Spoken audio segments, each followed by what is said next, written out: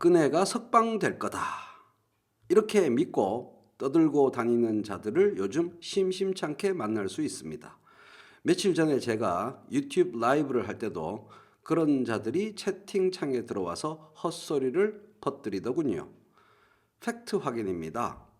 국정농단 사건 상고심 구속 기한이 오늘 4월 16일 자정이기 때문에 그런 헛소리가 나왔습니다. 그러나 이미 그 전에 작년 11월 21일에 불법 공천 개입 혐의로 징역 2년이 확정 선고되어 있기 때문에 기본빵으로 2021년 4월까지 복역하는 것은 정해져 있는 겁니다. 국정농단 상고심에서 1심 원심이 확정되면 2046년 4월까지 복역하게 되고 거기에 플러스 국정원 특활비 사건까지 원심이 확정되면 2052년까지 감옥에 있어야 합니다. 감옥에 들어가니 나오니 감옥에 있니 나오니 뭐 이런 얘기의 핵심은 박근혜가 아니라 이재용입니다. 상고심이 다음 달 5월로 예상되어 있습니다. 국정농단 상고심 선고 5월 예상. 여기서 핵심이 이재용입니다. 법리적 딜레마가 있기 때문이죠. 이재용 재판부 1심은 묵시적 청탁, 이재용의 박근혜에 대한 묵시적 청탁을 인정하지 않고 이재용을 풀어줬습니다.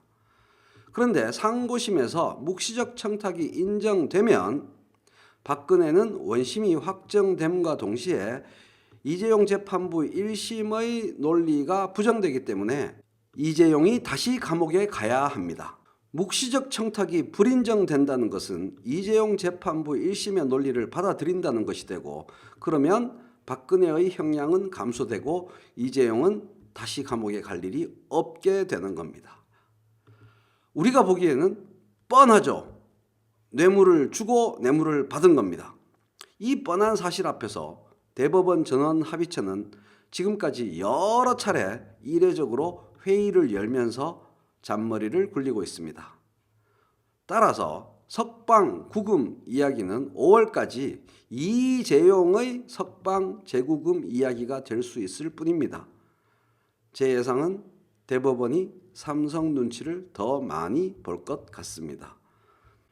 지금 퍼지고 있는 박근혜 석방 괴담은 이달 말이 되면 많이 사그라들 겁니다. 그러나 상고심 형량이 줄게 되는 결과가 나오면 다시 박근혜 석방은 박사모 세력 그들의 진지한 꿈으로 변할 겁니다.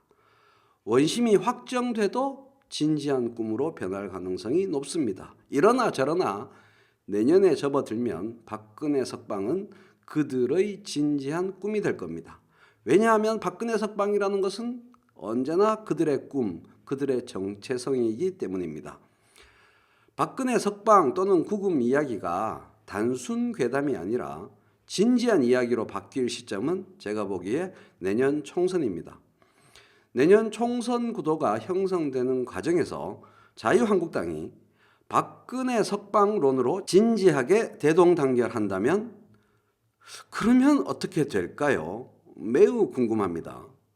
자유한국당 내부 총선 전략 구상에서 다른 이야기가 고개를 내밀 엄두를 못 내게 되고 박근혜 석방론이 자유한국당을 덮어버린다면 그러면 어떻게 될까요? 매우 궁금합니다.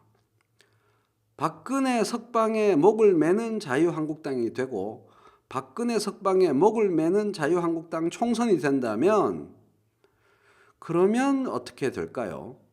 매우 궁금합니다. 일부의 어리석은 사람들이 지금 말하듯 박근혜가 풀려나면 그들이 분열하는 게 아니고 박근혜가 잡혀 있어야 그들이 분열합니다. 그리고 이 문제는 정치 문제가 아니라 정의의 문제입니다. 그런 정치공학적 이유를 넘어서는 보편적 정의의 이유 때문에 바로 그 이유 때문에 박근혜는 풀려날 수도 없고 풀려나서도 안 됩니다. 이게 나라냐에서 이게 나라다로 촛불은 비정상의 국가를 정상의 국가로 되돌리는 그런 과정이었습니다. 죗값을 치러야 할 자들이 응당 죗값을 치르는 나라, 그런 대한민국을 위해서라도 박근혜 석방이나 사면은 있을 수 없는 일입니다. 우리 사이에서 이 대원칙을 분명하게 다질 필요가 있다고 저는 생각합니다.